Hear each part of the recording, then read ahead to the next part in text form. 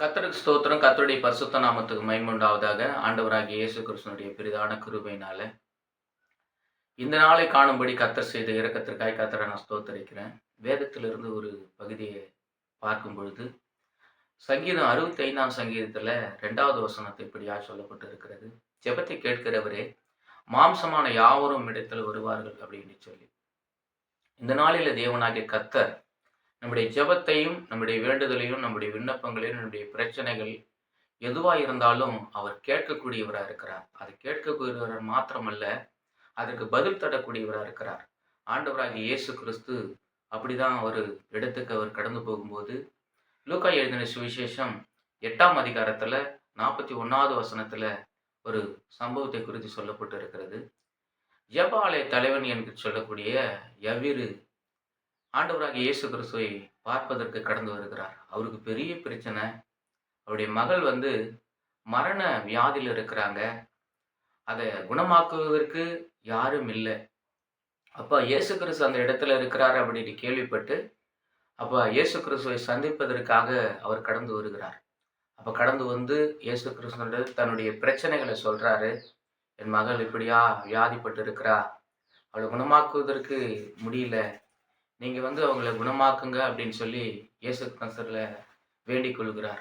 அப்ப வேண்டிக் கொள்ளும்போது இயேசு கிறிஸ்து அந்த வீட்டுக்கு வருவதற்கு முன்பதாகவே அந்த மகள் மரித்து போகிறார். அப்ப ஒருவன் ஜெபாலய தலைவன்கிட்ட சொல்றாரு, உங்க மகள் மரித்து போயிட்டா, நீங்க போதகரை தொந்தரவு செய்யாதீங்க அப்படின்னு சொல்லி. அப்ப இயேசு கிறிஸ்து சொல்றாரு, நீ விசுவாசம் உள்ளவனாயிரு. விசுவாசம் உள்ளவனாய் இருந்தா தேவனுடைய கரத்திலிருந்து எதையும் நம்ம பெற்றுக்கொள்ளலாம். நம்முடைய பிரச்சனைகள், நம்முடைய போராட்டங்கள், நம்முடைய நிந்தைகள், அவமானங்கள், நம்முடைய எந்த ஒரு காரியத்துக்கும் ஆண்டவராகிய இயேசு கிறிஸ்து தீர்வு நமக்கு கொடுப்பதற்கு அவர் வல்லவராக இருக்கிறார். அப்ப அந்த வீட்டுக்கு வராங்க. இயேசு கிறிஸ்து வருகிறார்.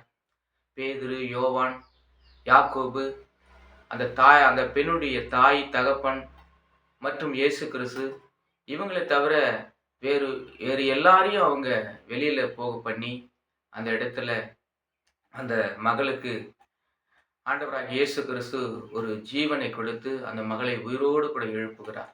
அப்ப இன்றைக்கு தேவனுடைய பிள்ளைகளா இருக்கிற நம்முடைய வாழ்க்கையிலும் கூட தான் இதை பார்த்து கொண்டு இருக்கிற, இதை கேட்டுக்கொண்டு இருக்கிற ஒவ்வொருத்தருக்கும் கர்த்தர் போதுமானவராக இருக்கிறார்.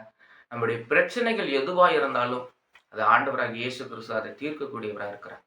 அப்போ நம்முடைய விசுவாசம் தான் இன்னைக்கு தேவனை அசைய செய்யக்கூடியதா இருக்கிறது. இயேசு கிறிஸ்துவை அசைய செய்யக்கூடியதா இருக்கக்கூடிய ஒரே காரியம் நம்முடைய விசுவாசம் தான்.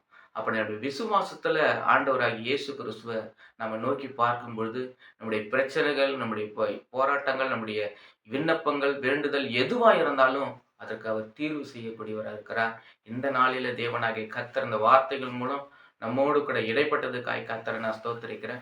கர்த்தர் இந்த வார்த்தையின்படியே ஒவ்வொருடைய பிரச்சனைகளையும் தீர்த்து கர்த்தர் வழிநடத்தும்படியாய் கர்த்தரை நான் ஸ்தோத்திரிக்கிறேன்.